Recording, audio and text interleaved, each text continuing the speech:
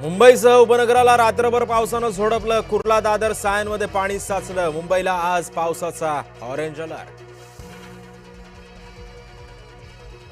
पालघरला आज पावसाचा red alert. मुसळधार ते अतिमुसळधार पावसाचा हवामान खात्याचा अंदाज. शाळा महाविद्यालयांना सुट्ट्या जाहीर. रायगड जिल्ह्यामध्ये पावसाची धुवाधार बॅटिंग. जिल्ह्यातील सर्व शाळांना आज सुट्ट्या. मुसळधार ते अतिमुसळधार पावसाचा हवामान खात्याचा अंदाज. मोठ्या विश्रांतीनंतर नागपुरात पावसाची दमदार हजेरी. नागपुरात विजांच्या कडकडाटासह मुसळधार पाऊस. शहरातील अनेक प्रमुख रस्त्यांवर साचलं पाणीच पाणी.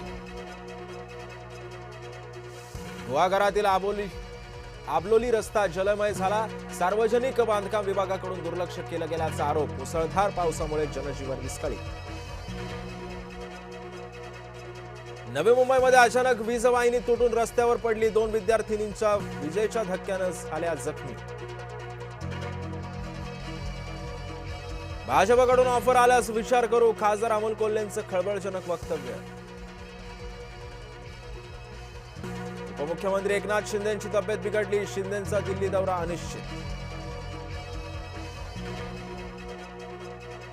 पालघरच्या वाढवण बंदराचं प्रकरण तापण्याची शक्यता. ग्रीनफील्ड महामार्गासाठी खारफुटी तोडण्याला उच्च न्यायालयाची परवानगी. झाडं तोडण्याला स्थानिकांचा विरोध. बीडमधील विलास घुले हत्या प्रकरणी घुले कुटुंबाचं आंदोलन स्थगित. पोलिसांनी दिलं कारवाईचं आश्वासन. खासगी इंधन स्वस्त झाल्यानं आश्चर्य. नयारा कंपनीच्या पेट्रोल डिझेलचे दर घसरले. अमित शहा देशभरात फोडाफोडी करतायत. मनसे अध्यक्ष राज ठाकरेंचा आरोप. पुढील नंबर सुनील शिंदेंचा. ठाकरे गटाला आणखी घरघर लागण्याची शक्यता. सुनील शिंदेंनी मात्र राजकीय चर्चा फेटाळल्या. पुणे विमानतळाच्या मेट्रो मार्गावरती शिक्कामोर्तब. पौड फाटा ते वनदेवी दुहेरी उड्डाणपूल होणार. केंद्रीय राज्यमंत्री मुरलीधर मोहोळ यांचे निर्देश. गोव्यामध्ये पर्यटकांसाठी कडक नियम. धबधबा आणि नदीच्या पाण्यामध्ये उतरण्यास मज्जाव. नियम मोडल्यास गुन्हा दाखल होणार. मद्यधुंद व्यक्तीची सहप्रवाशांना जीवे मारण्याची धमकी. पनवेल सीएसएमटी लोकल मधला व्हिडिओ व्हायरल. डब्यातील प्रवाशांना अश्लील भाषेमध्ये करण्यात आली शिवीगाळ.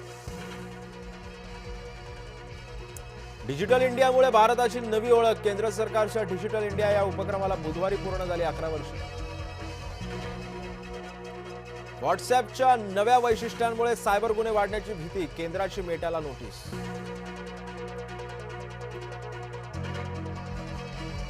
जून महिन्यामध्ये कच्च्या तेलाची विक्रमी आयात. रशियाकडून दररोज 26 लाख बॅरल तेलाची खरेदी. भारत आणि इंग्लंडमधील पहिलाच T20 सामना वरुण राजाच्या नावानं. भारताच्या फलंदाजीनंतर पावसाचीच बॅटिंग. सामना झाला रद्द. अभिषेक शर्मानं रचला इतिहास. 785 बॉलमध्ये ठोकले सर्वात जलद 100 आंतरराष्ट्रीय T20 सिक्सर्स. महिला विश्वचषकामध्ये आज यजमान इंग्लंड समोर. दक्षिण आफ्रिकेचं आव्हान. आजचा सामना जिंकणारा संघ अंतिम सामन्यात कांगारूंशी भिडणार.